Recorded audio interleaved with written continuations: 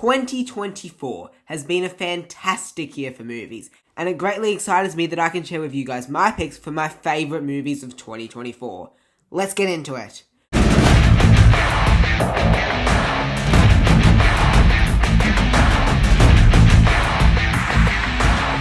Hi all, I'm the Grinning Critic and I love talking about movies with a grin, and it makes me very happy today that I can talk about movies with a massive grin on my face as I'm talking about my favourite movies of 2024. But before we get into it, I'd like to give a very special mention to a film that came out in 2023, but I didn't get to see it until 2024. Had I seen the film in 2023, it would have most certainly made my list. And that film is Alexander Payne's The Holdovers. This movie is about a student who has to stay back at school over a Christmas break with a cranky history teacher who everybody hates. The movie's got a great story, great performances, a lot of heart and emotion, and it's a great watch that I could see myself watching for many Christmases from now. I'm aware that many of you probably have not seen The Holdovers, given to the fact that it only made $45 million at the worldwide box office, but I encourage you, if you have not seen the film, please give it a try. It is fantastic.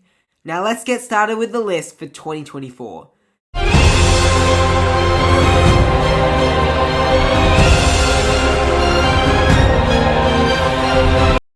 Now, I debated a lot as to what I should put in the 5th spot, but I chose Deadpool and Wolverine for a simple reason. It is by far the most fun I've had in a theatre all year. I loved watching this movie.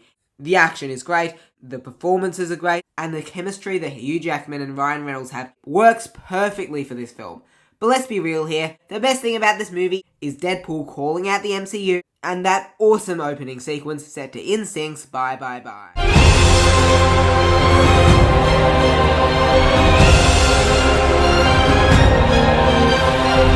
What a year of comebacks for Disney. Inside Out 2 is fantastic and I love this film.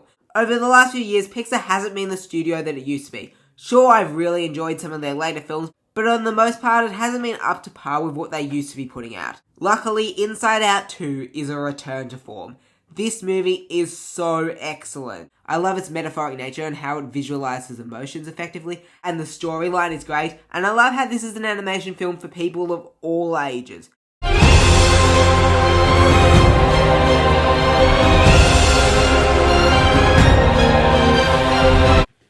Remember that time in the early 2000s where DreamWorks was a solid competitor with Pixar? Well, guess what? It looks like they're even better now.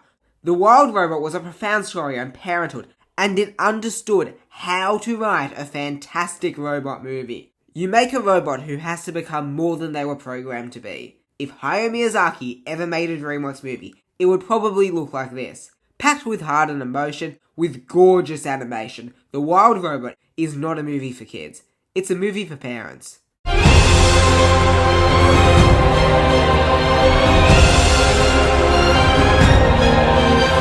Countless people have questioned my taste in cinema because of this, but I'm not a fan of the Star Wars prequels. I just don't like them. Phantom Menace and Attack of the Clones are unwatchably bad. I don't like sand.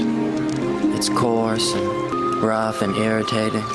And Revenge of the Sith is mediocre at best. What I think that many of the people like me who don't particularly like the prequels wanted is for a version of the Star Wars prequels that is actually good. And we've got that now. It's called Dune.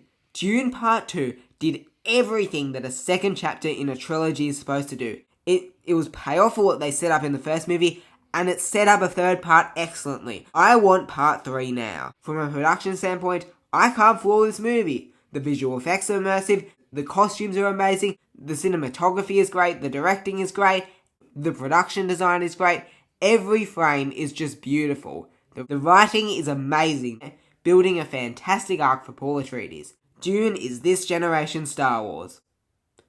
Now, my number one movie of the year. A lot of you guys were probably expecting it to be Dune Part 2, and it was until I finally saw this movie. And I genuinely can't believe that this is my number one movie of the year.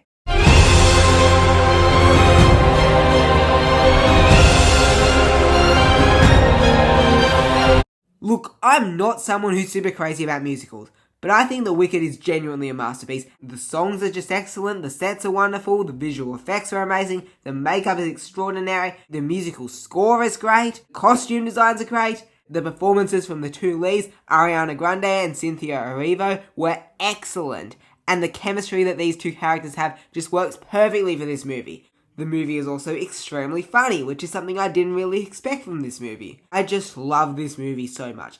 And if you guys haven't seen Wicked, please check it out. It is worth your time. Now, thank you guys so much for watching me in 2024. I really do appreciate it. Thank you for helping me cross 250 subscribers, and thank you for helping me reach 100,000 views on this YouTube channel. That really means a lot to me. Thank you so much for watching, and I'm the Grinning Critic, and don't forget to subscribe to me. It'll keep me grinning, that's for sure.